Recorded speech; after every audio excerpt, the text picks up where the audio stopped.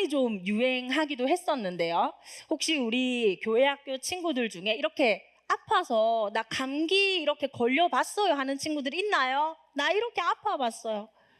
맞아요. 사실 손을 안 들었어도 이렇게 감기는 한 번씩 다 걸려봤을 거예요. 자, 이렇게 몸이 아프고 힘들 때 우리 친구들을 간호해주고 돌봐준 사람은 누구죠? 맞아요. 친구는 대단한데요? 대단한 친구를 뒀네. 맞아요. 보통은 우리를 사랑하는 엄마, 아빠가 아픈 우리를 이렇게 간호해주고 돌봐주고 챙겨주잖아요. 자, 그런데 우리가 아프지 않을 때도 사실 언제나 우리를, 하나님 나라 백성 된 우리를 언제나 돌보아 주시는 분이 있어요. 그분은 과연 누굴까요? 야, 우리 유치부에 이혜리가 정답을 말했어요. 맞아, 하나님. 그쵸? 하나님께서 언제나 우리를 돌보아 주고 계시죠. 자, 그런데 하나님은 그러면 하나님 백성 된 우리를 어떻게 돌보실까요? 이건 좀 어려운 것 같아요. 그렇죠? 오늘 말씀을 통해서 하나님께서 우리를 어떻게 돌보고 계신지 함께 알아보도록 합시다. 세상에나, 지금 세상이 다 말라버렸어요. 오랫동안 이스라엘 땅에 비가 내리지 않았고, 저기 보다시피 작물이 다 말랐고 시냇가의 물도 다 메말라 버렸어요. 아니, 왜 이런 기근이 생긴 걸까?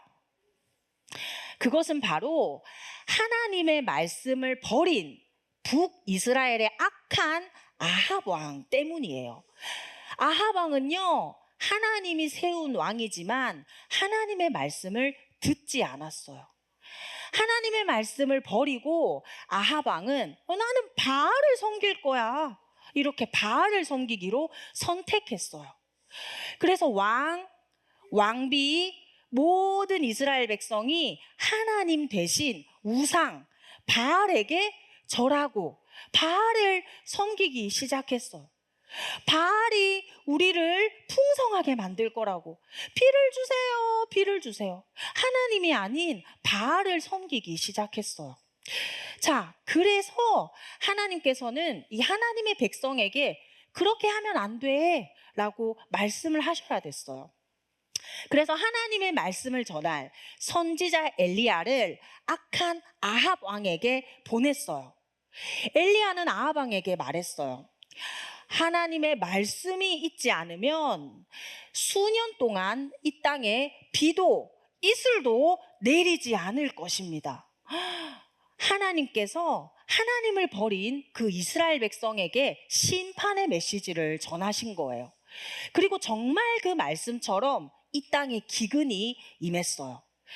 그런데 엘리야는 하나님의 말씀에 따라 그릿 시냇가라는 곳에 지금 숨어 있어요. 하나님이 이곳에 숨어 있으라고 말했거든요. 이곳에 숨어 있으면 하나님께서 까마귀를 통해서 밤낮으로 엘리야를 먹이실 거라고 말씀하셨어요. 그리고 정말 하나님의 말씀처럼 저 까마귀가 밤낮으로 엘리야에게 먹을 것을 가져다 주었어요. 그런데 기근이 오래되자 이 그릿 시냇가의 시냇물도 점점 마르기 시작했어요. 그러자 하나님께서는 다시 엘리야에게 말씀을 하셨어요. 엘리야야, 일어나서 시돈에 있는 사르밧이라는 곳으로 가거라. 그곳에 가면 과부가 너에게 먹을 것을 줄 것이란다. 하나님께서는 지금 엘리야에게 이스라엘이 아닌 하나님을 믿지 않는 이방 땅으로 가라고 말씀을 하고 계신 거예요. 그리고 심지어는요, 이 과부라는 사람은요, 당시 사회에서 정말 가장 가난한 그런 사람 중에 하나였어요. 아니, 그런데 그런 가난한 과부에게 가서 먹을 것을 얻으라니, 이 하나님의 명령이 조금 이해하기 힘든 것 같기도 해요. 그런데도 엘리야는요, 이게 하나님의 말씀이기 때문에 하나님의 말씀을 믿고 말씀하신 그 이방 땅으로 향했어요. 그리고 사르밧 그 마을 입구에 도착했을 때는 정말 하나님의 말씀처럼 한 과부가 땔감을 줍고 있었어요. 이보시오. 이보시오. 나에게 먹을 걸 좀 주시오. 하나님의 말씀대로 엘리야는 과부에게 먹을 걸 좀 달라고 요청했어요. 그러자 과부는 당신의 하나님이 살아계심을 두고 제가 맹세합니다. 저에게는 빵 한 조각도 없어요. 제가 가진 것이라고는 이 통에 밀가루 조금, 그리고 병에 기름 조금, 저는 이거밖에 없어요. 저는요, 이거 가지고 제 아들이랑 함께 마지막 음식을 해먹고 죽어버리려고 했어요. 이 과부는요, 많은 음식이 있지 않았어요. 딱 한 끼, 마지막 한 끼를 해먹을 그 음식밖에 없었어요. 그런데도 엘리야는 하나님이 말씀하셨기 때문에 이 과부에게 다시 먹을 것을 요청했어요. 두려워하지 말고 가서 내 말대로 나에게 당신이 가진 것을 가지고 이 내가 먹을 것을 먼저 만들어 오시오. 그러고 나서 당신과 당신이 아들이 먹을 것을 만드시오. 하나님께서 이 땅에 비가 다시 내릴 때까지 그 통과 그 통의 밀가루 그리고 그 병의 기름이 마르지 않을 것이라고 말씀하셨어. 이 말씀은 좀 순종하기 어려운 말씀 같아요. 자, 친구들, 이 과부가 하나님의 말씀에 과연 순종했을까요? 우리 친구들은 정말 믿음이 좋은 친구들이에요. 그런데 맞아요. 과부는요, 두려웠지만요, 그래도 하나님의 말씀을 믿고 순종했어요. 자신이 가진 그 모든 것을 하나님의 말씀에 따라 선지자에게 주었을 때 놀랍게도 정말 하나님의 말씀대로 날마다 먹을 양식이 끊이지 않고 계속 생겼어. 그러던 어느 날 과부의 아들이 죽어버렸어요. 과부는 너무너무 괴로워서 선지자 엘리야에게 말했어요. 하나님의 사람이여, 왜 나의 죄를 생각나게 하십니까? 내 아들을 죽게 하시려고 나의 집에 오셨나이까? 엘리야는 다른 말 하지 않고 그 아들을 받아서 안고 자신이 머물고 있는 그 다락방 침대로 올라가서 아들을 눕혔어요. 그리고 엘리야는 그 아들 위에 3번 자신의 몸을 엎드리고는 간절히 하나님께 기도했어요.